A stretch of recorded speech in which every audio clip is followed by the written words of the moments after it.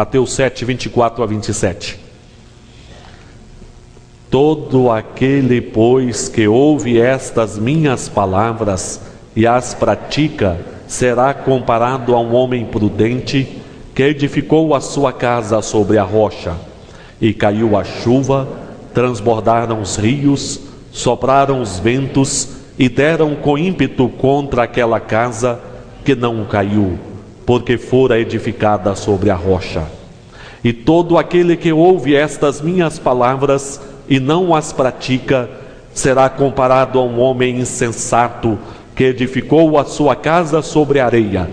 E caiu a chuva, transbordaram os rios, sopraram os ventos e deram com ímpeto contra aquela casa, e ela desabou, sendo grande a sua ruína. Na manutenção e no investimento matrimonial e familiar, nós destacamos no último domingo 2 passos indispensáveis. O primeiro, nós falamos a respeito da necessidade de uma visão, o que? A respeito da família? Realista. Como realista é a palavra de Jesus?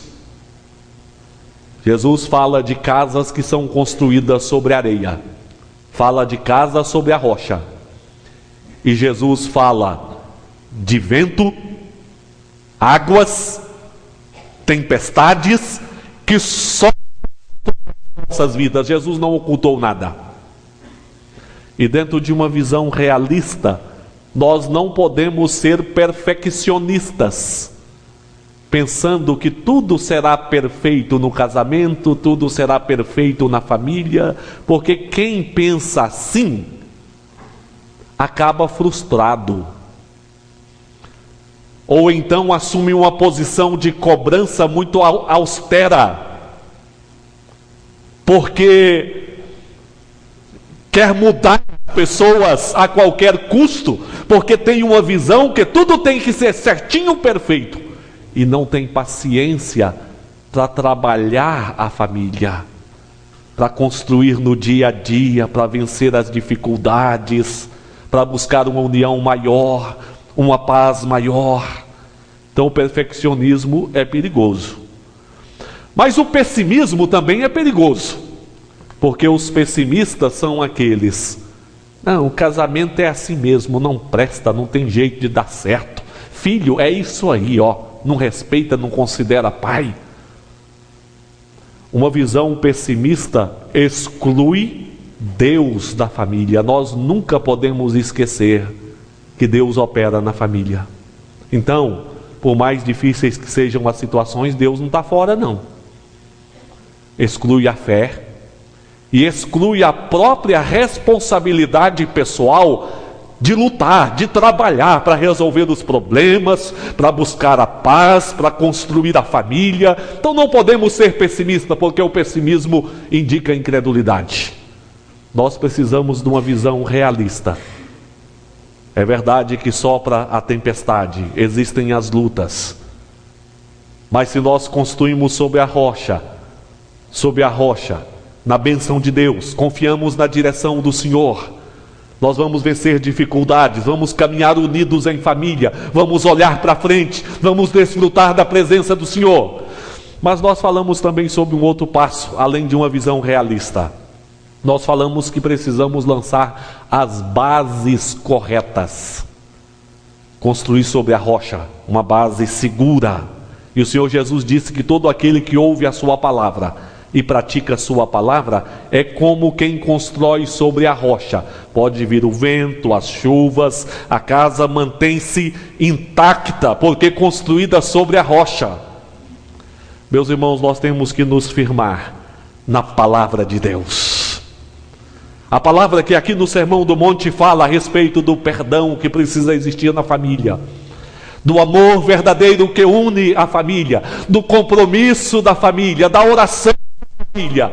São valores que e dão a paz para a família. Nessa noite, nós queremos falar com os irmãos a respeito das várias fases familiares que estas várias fases requerem preparo. A família passa por várias fases, não é? Começa lá com aquela olhadinha, né? O rapaz dá aquela olhadinha de canto de olho assim na menina e fala: ó, essa aí é a menina dos meus sonhos. Aí começa com um namoro, aí depois vem o noivado, casamento, recém-casados, adaptação, chegam os filhos, já muda um pouco, os filhos vão crescendo, muita coisa muda, depois vem a saída dos filhos de casa, vem uma crise em função disso,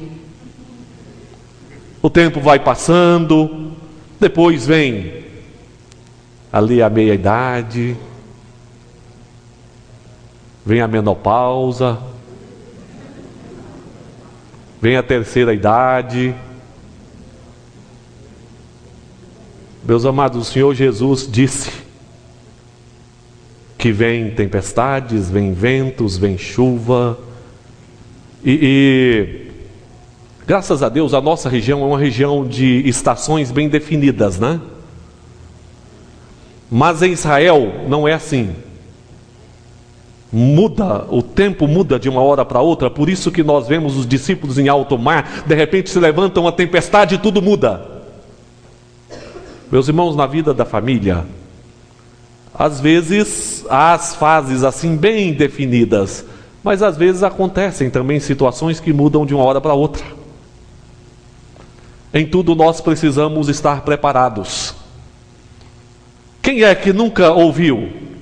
Filha, filho, pegou a blusa? Está bem agasalhado? As mães estão sempre dizendo, porque querem que os filhos estejam preparados. Meus queridos, a palavra de Deus nos chama a nos preparar. A nos preparar. Sabendo que existem fases na família e sabendo que podem chegar fases também inesperadas, nós precisamos nos preparar. E nós queremos então falar nessa noite a respeito das várias fases familiares, as quais requerem preparo. E o primeiro aspecto do preparo que nós queremos destacar é que o conhecimento das diversas fases é fator de preparo. O conhecimento das diversas fases é fator de preparo. Nós não podemos viver como bombeiro. Nada contra Bruno. Cadê o Bruno? Está aqui o Bruno. Mas na vida familiar, Bruno, nós não podemos ser como bombeiro, que fica lá tranquilo, espera algum sinal para correr e resolver. Temos que trabalhar antes na vida familiar. Por isso Jesus fala aqui, advertindo e chamando: vamos construir da maneira certa. Mas para isso nós precisamos conhecer estas fases que vêm na família, conhecer com antecedência, para que possamos tomar as devidas precauções, possamos trabalhar. E eu quero falar um pouquinho a respeito dessas várias fases e das características próprias destas fases. Qual que é a primeira fase que nós destacamos? Namoro. E aí, sou Valdemar e Dona Eva.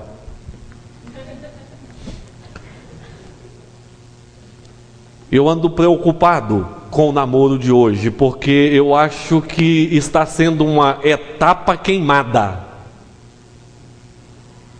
Estão queimando a etapa do namoro. Porque o namoro certamente o senhor Valdemar e dona Eva podem falar até melhor que eu. O namoro era visto como uma oportunidade de conversar, de conhecer um ao outro, de fazer planos juntos, de acertar as diferenças, de preparar para quê? Preparar para o casamento. Agora a gente ouve muitas coisas hoje. Eu já ouvi pessoas dizerem: eu não penso em casar, mas está namorando. E quando eu digo que é uma etapa que está sendo queimada, é porque avançam muito no namoro e acabam não usando este período para um conhecimento. Isso se dá em função de dois fatores principais. Um dos fatores é o forte apelo sexual dos nossos dias. Tanto é que alguns nem falam namoro mais. É ficar, é pegar, e daí vai em frente. Então, acabam queimando essa etapa do namoro. Uma etapa bonita. Além dessa questão deste forte apelo sexual, existe também o aspecto de que os relacionamentos hoje estão se tornando muito superficiais. O relacionamento que se dá muito pelas redes sociais, apenas ali na superficialidade. E as pessoas não estão tendo facilidade de olhar nos olhos, de aprofundar os assuntos, de conversar coisas sérias, de trabalhar mudanças pessoais. Até mesmo, isso nós vemos até em uma sala de escola dominical, quando nós trazemos perguntas que precisam ser mais trabalhadas, questionadas, aprofundadas. As pessoas estão ficando com dificuldade de argumentar. Os relacionamentos estão ficando muito superficiais.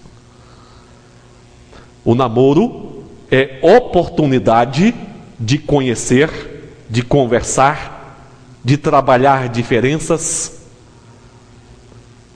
E eu tive uma bênção a mais, no sentido de que quando conheci a Rita, nós estávamos no Ibel. E no Ibel não podia nem pegar na mão. Então, o tempo que nós tínhamos era mesmo conversar, conversar, conversar e conversar. E foi também um período muito bom para trabalharmos as diferenças. Quando entramos para o casamento, já sabíamos que éramos totalmente diferentes. Mas isso já foi um passo importante. Eu até quero aprofundar um pouquinho mais nisso daqui a pouco. Então, o namoro é uma etapa que precisa ser valorizada. Precisa ser valorizada. Vocês estão ouvindo, adolescentes, jovens. É momento de conhecer, de conversar, de trabalhar diferenças, de fazer planos. É um momento abençoado de orar juntos, de buscar crescimento espiritual junto. Certinho? Relacionamento íntimo sexual é para depois do casamento, não é para o namoro. Mas aí depois nós podemos pensar em uma outra etapa, que é o próprio casamento. Oportunidade para investir na pessoa amada. E a resposta da pergunta, por que casar, já é importante. Alguns podem responder a esta pergunta: estou querendo casar ou casei porque o ambiente lá em casa estava ficando tão pesado, muita discussão, aí eu queria sair desse ambiente. Aí já está errado. Ou então, eu casei, afinal de contas eu sonho em ser feliz e eu estou buscando uma pessoa que me faça feliz. Meus queridos, não tem nada errado em querer ser feliz. Mas o problema é quando este alvo este sonho, este desejo se torna um aspecto egoísta, onde se pensa apenas na sua pessoa. E o casamento é, antes de mais nada, a oportunidade de você investir no esposo, na esposa, na felicidade, no cuidado. Casamento é o desafio de construir juntos, respeitando as diferenças de temperamento, de vocação, de talentos. E aqui é o aspecto que eu disse que gostaria de desenvolver um pouquinho mais. As minhas diferenças com minha esposa, diferenças de temperamento, de formação familiar, de cultura em termos de local onde nós vivemos, de talentos. O que sobra?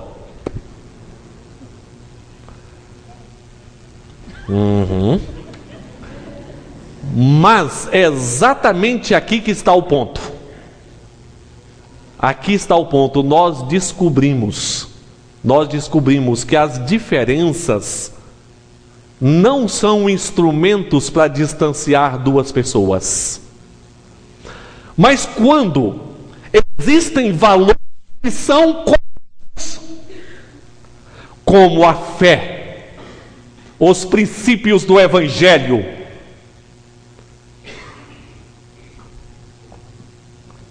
o amor, o perdão, a oração, quando estes valores são comuns, as diferenças não são instrumentos para distanciar as pessoas. As diferenças são instrumentos para contribuírem para o fortalecimento desta união. Porque cada temperamento com sua vocação estará trabalhando pela mesma família. É por isso que em um time de futebol ele não vai contratar jogadores todos em uma posição só. Posições diferentes. Aqui no coral, já pensou se nós estivéssemos só soprando aqui no coral? Não teria jeito. Então, infelizmente muitas pessoas dizem: nós não damos certo porque somos muito diferentes. As diferenças são dadas por Deus para que possam somar em prol do crescimento da família. Não deixe diferenças te afastar e te distanciar da família. Pelo contrário, tenha o mesmo foco. Somos uma família dada por Deus, produzida por Deus, e vamos trabalhar pelo bem da nossa família, fazendo uso das diferenças, para que possamos ser uma família mais unida, mais abençoada e mais feliz. Mas aí chega uma outra fase, que são os filhos. Quando o casal parece que começa a acertar e agora vai mesmo, chegam os filhos. Mas não é ruim não. Filho é bênção de Deus. O problema é a nossa insapiência em lidar com os filhos, porque quando chega o filho, muitos casais fazem o seguinte: chegam do hospital e colocam o filho entre o casal, ali no meio. Esposa de lá, esposa daqui. E o grande problema é que muitos casais nunca mais tiram os filhos ali do meio. Os filhos permanecem entre o casal sempre. E o que parecia acertar, pode olhar mesmo, viu, Alex? Aquele casal que agora acertou, porque se conheceu melhor e as coisas vão bem, aí pega a criança e coloca ali no meio e não tira dali mais. Não, pastor, mas a criança é colocada no bercinho depois. Eu estou falando daquele ato emocional, onde o casal acaba se apegando ao filho e esquecendo um do outro. Filhos são dados por Deus, são herança do Senhor. Mas os filhos não são dados para distanciar o casal. Esposas que se apegam tanto aos filhos que esquecem que tem um marido. E eu vou dizer aos irmãos, tudo que os filhos precisam é que os pais estejam unidos, amando, fortalecidos. É dessa proximidade que os filhos precisam. Não é uma questão de você relegar os filhos ao segundo plano. É uma questão de entender que quem te deu foi Deus, quem te deu o esposo foi Deus, para viverem unidos e com o Senhor o lar com os filhos. E o casal não pode colocar os filhos ali no meio, os separando. É claro que quando chegam os filhos, a rotina em casa, em algumas coisas, muda. Tem que levantar de noite, fazer mamadeira, viu, Alex? A esposa vai ficar mais cansada, aquela correria do dia a dia. Mas pode ficar tranquilo, que depois da mamadeira, é a dor de barriga, tem que levar na igreja, levar na escola, depois saiu com os amiguinhos. E pode ficar tranquilo que depois chegam os netos também. Muda um pouco da rotina. E isso vai requerer uma participação do casal. Porque tem esposo que fala, os filhos são seus. E a esposa é que se vira. Não, é preciso que o casal se comprometa com os filhos. E meus amados, o compromisso com a formação, a educação cristã dos filhos deve ser um compromisso prioritário na família. Se os filhos são bem formados na fé, no temor para com Deus, você vai ter alívio para o resto da vida com seus filhos. Mas se eles não têm essa base cristã, vão ser motivo de preocupação o resto da vida. Então invista na formação do filho, começando lá pelo berço. E quanto mais rápido possível, matricule o filho lá na escola dominical. Porque às vezes demora tanto trazer o filho na igreja, que quando traz, o filho não quer ficar na classe, né? Já sabe o que quer da vida, porque acostumou não vir da igreja. Então, filhos são herança de Deus. Os pais não são donos dos filhos. Os puritanos diziam, nós somos fiéis depositários de nossos filhos, porque Deus colocou os filhos em nossas mãos, nós cuidamos deles, mas eles são de Deus. E isso traz para nós um sentimento de privilégio, mas de responsabilidade, né? Privilégio porque são dados por Deus, responsabilidade, viu, Edjane? Responsabilidade porque, muito mais do que cuidar dos nossos filhos, estamos cuidando do que Deus colocou nas nossas mãos. Mas o tempo vai passando, os anos chegam, e tem aquele período da menopausa, viu? Que nós adiantamos. Período de desequilíbrio na produção hormonal feminina, gerando mudanças de caráter emocional, tais como alteração de humor, tristeza, depressão, nervosismo. E se você está assustado com as TPM, é mais ou menos semelhante.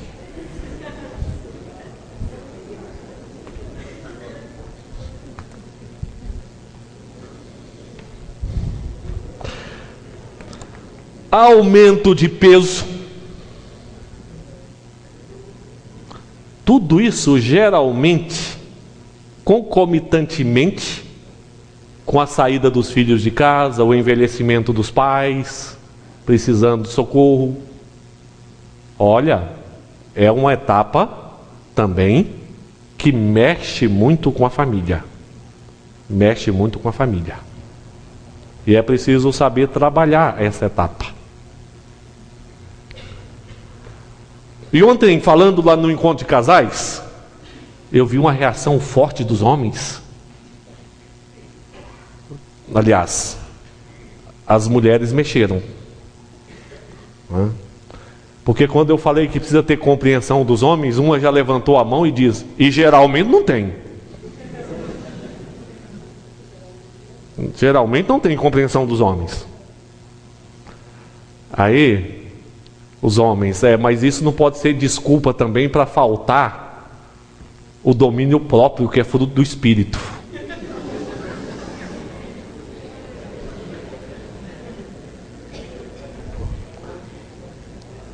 Meus queridos, é preciso olhar dois lados. É preciso olhar que há uma questão física aí. Há uma questão física, nós não podemos espiritualizar tudo. Tem gente que começa a espiritualizar tudo. Tem uma questão física que a mulher está passando. E o esposo vai ter que compreender que alguns efeitos dessa mudança acontecem. A busca de ajuda médica é um dos caminhos para suavizar essa questão física. Mas eu concordo também que isso não é um atestado liberando a mulher para, enfim, dar cordas ao desequilíbrio. Ela precisa trabalhar também, se preparando com antecedência, orando nesse sentido. Então são fases que precisam ser conhecidas. Depois vem casamento dos filhos ou a saída dos filhos de casa. Às vezes nós trabalhamos para prorrogar isso o máximo possível. Os irmãos me perguntavam: pastor, e aí? A Aline vai estudar onde mesmo? Eu falava: aqui em Uberaba. Então é assim, nós não queremos que os filhos saiam, mas chega a hora que saem. E como trabalhar essa saída dos filhos de casa? É também uma fase que a família vive e que precisa estar preparada para viver e trabalhar essa fase. E tudo se torna mais difícil e mais pesado quando aconteceu aquilo, que o filho foi colocado entre o casal. Agora o filho sai e ficam ali dois desconhecidos. O casal precisa viver neste momento uma união, buscar uma união mais fortalecida e até mesmo desfrutar o relacionamento conjugal de uma maneira mais intensa, achando suporte, apoio um no outro. Mas é sempre bom lembrarmos que a interferência dos pais na vida dos filhos recém-casados é sempre danosa. Precisam ser comedidos e sábios. E quanto mais distante está o casal, a tendência de interferir lá no casamento dos filhos é maior. Por isso, a união do casal é fundamental para o bom cuidado e o bom trato dos filhos. Os filhos casaram, deixa os filhos construírem a vida deles. Ofereça apoio, mas não a interferência. Daí nós podemos chegar a uma outra fase que é chamada fase de ouro.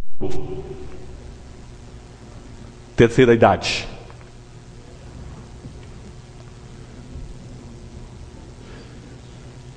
E eu tenho observado a tendência que está acontecendo no mundo, na maneira de ver a terceira idade.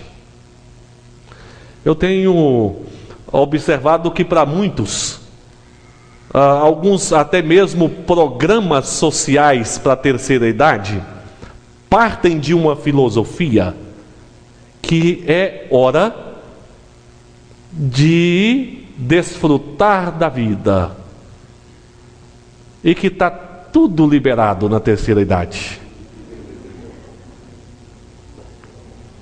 É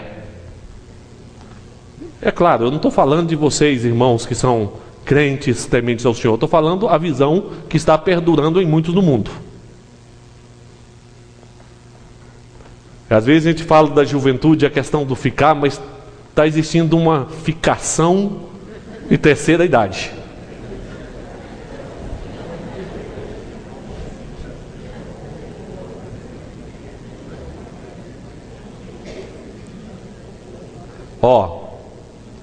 E existe também uma tendência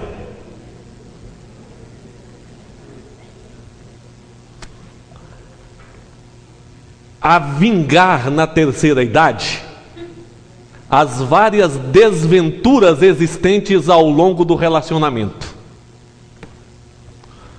Filhos casados, os netos lá com os pais deles, a esposa que sempre foi cordata, tranquila, olha para o esposo e fala: agora você me paga.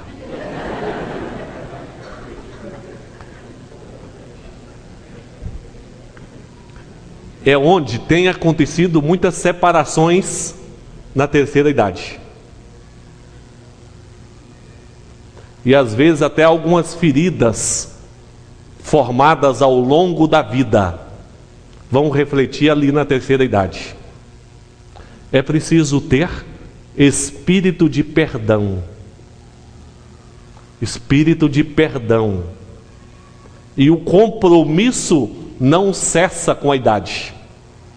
O princípio da palavra de Deus a respeito da terceira idade é que eles que são mais experientes sejam modelo e ensinem os mais novos no temor do Senhor, para que se formem famílias abençoadas por Deus.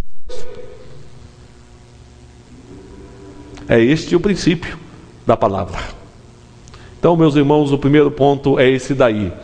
O conhecimento das diversas fases é fator de preparo.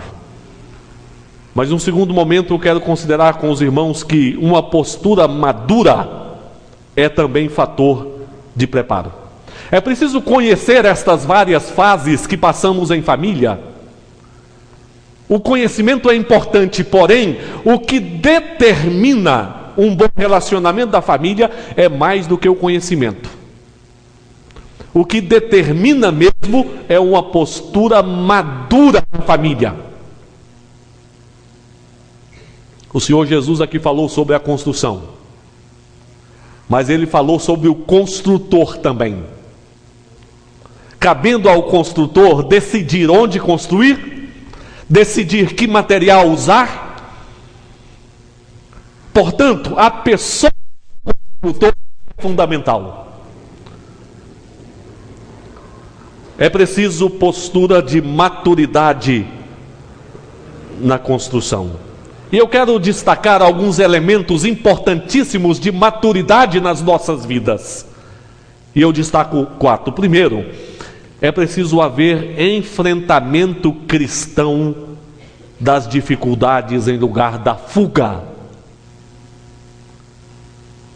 Na sociedade imediatista que nós vivemos hoje, onde não se tem paciência, onde quer respostas rápidas, onde quer solução para ontem, as pessoas não estão tendo paciência para esperar. As pessoas não estão querendo sentir dor.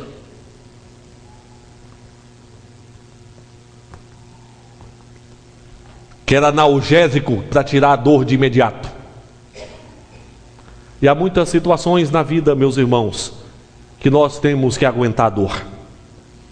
Há muitas situações na vida que nós precisamos enfrentar e esperar as soluções que vêm de Deus. No relacionamento conjugal, as coisas não estão dando certo. É preciso um enfrentamento e dizer: Deus me deu e nós vamos trabalhar juntos e vamos vencer as dificuldades. É o esposo, vamos trabalhar juntos, vamos enfrentar as diferenças. O filho está dando trabalho Vamos enfrentar juntos, vamos orar a Deus. Não vamos desistir de lutar, vamos perseverar. E eu fico observando o testemunho bíblico de Elimeleque, Noemi e os filhos Malom e Quilion. O Senhor Deus deu aquela terra para eles, herança do Senhor. As promessas de Deus estavam relacionadas à vida naquela terra. Mas quando chegou a fome, o que fizeram? O que eu percebo aí é que não houve uma disposição de enfrentamento. Saíram da terra, da herança que Deus deram. Quem sabe lá, à distância, nós encontramos solução. E à distância encontraram a morte de Elimeleque, a morte de Malom, a morte de Quilion, e Noemi voltou humilhada para a sua terra. Com essa esposa não está dando certo, somos muito diferentes. Vou separar, arrumo outra. E vai lá em terra estranha buscar outros relacionamentos. E estatísticas comprovam que, segundo o casamento, a possibilidade de também se encerrar com a separação é muito maior. Porque os problemas precisam ser resolvidos aqui dentro de nós. Não é problemas para o outro, mas eles precisam ser trabalhados dentro de nós, com enfrentamento. Cumplicidade. Quão importante é a cumplicidade, irmãos? Rebeca tinha um problema. Ela não tinha filhos. Ela queria ser mãe, ela precisava ser mãe, porque a promessa de Deus era a promessa para a sua descendência. Mas o problema não era só de Rebeca. O problema era de Isaac também. A palavra de Deus nos mostra Isaac orando por Rebeca. As várias fases que nós falamos aí. A fase da chegada dos filhos, a saída dos filhos de casa, a menopausa, não é um problema, não é uma fase apenas da esposa, é uma fase do casal. E o casal precisa ter cumplicidade. Cumplicidade. Isso é importante, isso é fundamental. É preciso aprender a aceitar as mudanças. Aceitar as mudanças. As várias fases vêm e vão. E nós precisamos entender que uma fase vai cedendo lugar à outra. E não podemos viver aquele saudosismo dizendo, quando eu era jovem é que era tudo. Tem gente que é assim, né? Nossa, a igreja, há 40 anos aquilo que era igreja. Tem gente que é assim, né? Só vive daquele passado. Meus amados, precisamos viver cada fase que Deus nos dá, sabendo que são fases que Deus nos dá, e descobrir as bênçãos de Deus em cada fase que Deus nos dá.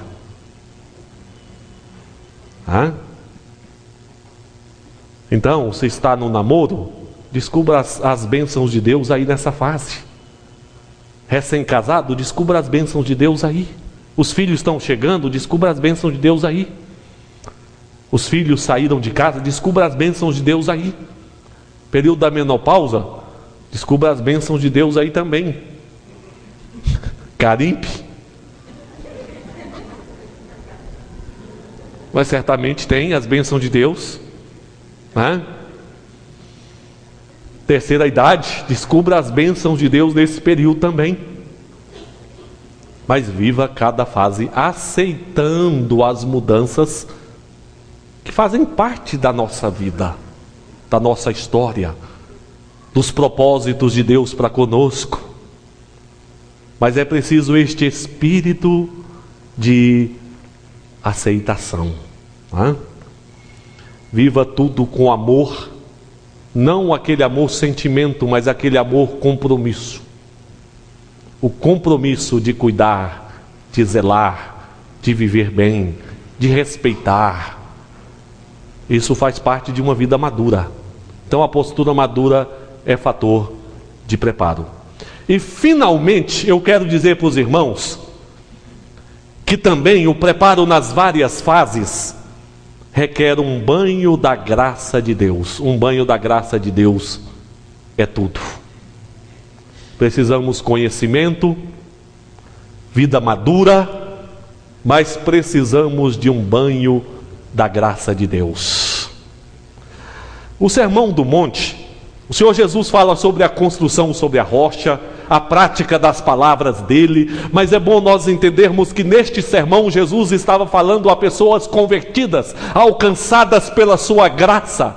É como se Jesus dissesse: olha, você estava perdido, eu te chamei, eu te salvei, eu estendi a mão, eu te coloquei em lugar seguro, eu colocarei o Espírito Santo na sua vida, e você poderá então, sob minha graça, viver bem na sua vida familiar. Às vezes na família você depara com situações que são tão pesadas, tão difíceis, que você sabe, você conhece. Não esqueça que nós temos o Deus gracioso conosco. Não esqueça que nós temos o Deus bondoso conosco, e Ele mesmo haverá de suprir cada uma das vossas necessidades. Eu preguei recentemente a respeito da guerra entre Judá, que era comandado pelo rei Josafá, e Moabe e Amon. Uma multidão inumerável vinha para lutar contra Judá. E eu quero lembrar aos irmãos que a origem de todo este conflito foi em um problema familiar. Porque Moabe e Amon vieram exatamente de uma lacuna que uma família deixou. Foram filhos, descendentes de um incesto de Ló com suas filhas. Veja a lacuna. A mãe, que é referência em casa, a mãe que é referência de estabilidade da família, de formação da família. O papel da mãe é fundamental em qualquer família. Aquela mãe, em um momento que precisava demonstrar fé, conduzir a sua família, foi incrédula e desobedeceu a Deus olhando para trás e se tornou uma estátua de sal. Aquele lar ficou sem mãe. O pai, que por sua vez deveria assumir as responsabilidades, quem sabe em um momento até de desespero, se embebedou e houve um incesto com as filhas. Daí vieram Moabe e Amon, e eles se levantaram em guerra contra Judá. Mas aqui ressalta o poder da graça de Deus, quando o Senhor Deus disse para Josafá que naquela guerra eles não teriam que pelejar, porque o Senhor pelejaria por eles. É verdade que Josafá chamou o povo a marchar para enfrentar aquela batalha, mas quem lutou foi Deus, e quem deu a vitória foi Deus. Quem formou a sua família foi Deus. Quem te deu a família foi Deus. E as guerras que você enfrenta, você precisa marchar, mas quem vai te dar a vitória é o Senhor. Confie no Senhor, creia no Senhor, creia na graça de Jesus, porque Deus não formou a família para depois abandoná-la. Deus formou a família e Deus cuida da família. Deus cuida da sua família, sim. Mesmo que o inimigo constantemente sopre nos seus ouvidos, dizendo que a sua família está entregue ao abandono. Não! A graça de Deus é sobre as nossas famílias. Meus amados, há várias fases na família, mas a palavra de Deus nos ensina nessa noite que nestas várias fases que a família vive, Nós precisamos de conhecimento, de maturidade, mas nós contamos também com um banho da graça de Deus para cuidar de nós. Caminhemos confiados no Senhor, na sua bondade, na sua graça, no seu poder. É hora de colocar diante de Deus o seu coração. Certamente precisa daquele banho especial da graça de Deus a fortalecê-lo. Pai, em nome de Jesus, apresentamos a Ti as nossas vidas. Os nossos corações carecem mesmo daquele banho especial da Tua graça, da compreensão que a peleja não é nossa, a peleja é do Senhor, e que é a Tua graça que nos sustenta, nos reveste e nos fortalece. Queremos estar de pé diante do Senhor, caminhar para as lutas. Dá-nos graça nas lutas do dia a dia, dá-nos a Tua bênção em nossas famílias. Ajuda-nos, ó Deus, nas várias fases familiares, a agirmos na vontade, no poder e na direção do Senhor. E que assim as nossas famílias sejam guardadas pelo amor e pela bondade do Senhor. Leva, ó Deus, a Tua igreja, os Teus servos, com o alento do Espírito do Senhor em seus corações, protegidos pelo Senhor, amparados no Teu amor. É no nome de Jesus que oramos. Agora, amados, que a graça do Senhor Jesus, que o amor do Pai, que a comunhão e as consolações do Espírito Santo repousem sobre vós, hoje e sempre. Amém.